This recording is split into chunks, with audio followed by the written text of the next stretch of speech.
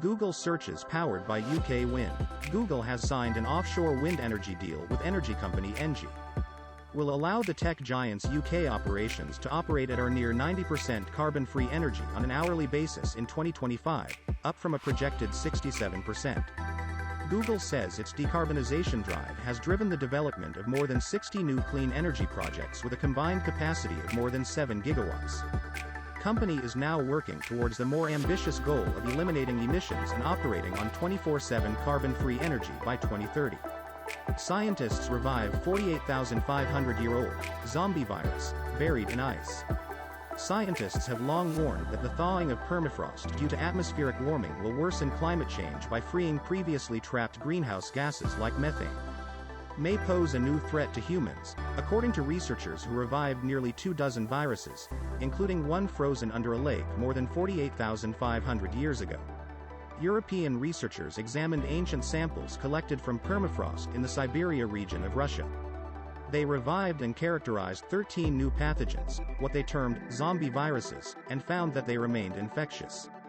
English properties at risk of flooding to double in next 30 years without urgent investment. The government failed to enforce previous recommendations, and must now step up to avoid doubling the number of homes and businesses at risk, its own advisors urge. About 325,000 homes and businesses are already in high danger of flooding from so-called surface water flooding, from heavy rain.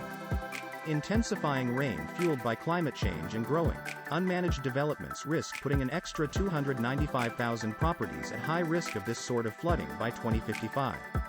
It is calling for £12 billion of investment over the next 30 years to tackle the risk. U.S. to pay $75 million to relocate tribes facing flood threat. U.S. President Joe Biden's administration will help fund the move of 3 tribal communities facing urgent threats from climate change.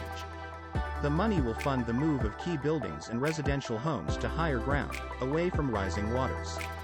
8 more tribes will also receive at least $5 million each to plan for relocation.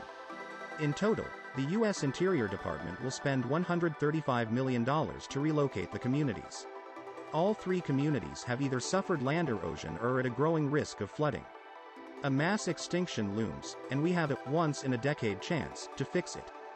Global wildlife populations have plummeted almost 70% in just 50 years, and an unprecedented 1 million species are now at risk of being wiped off the Earth forever.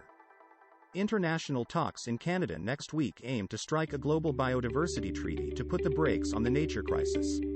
On the negotiating table is a proposal to reverse wildlife decline by 2030, as well as to protect 30% of land and sea. About 18% of the forest has already been chopped down. Biologists fear that once a quarter has gone, the rainforest will stop producing water and turn into a dry savanna.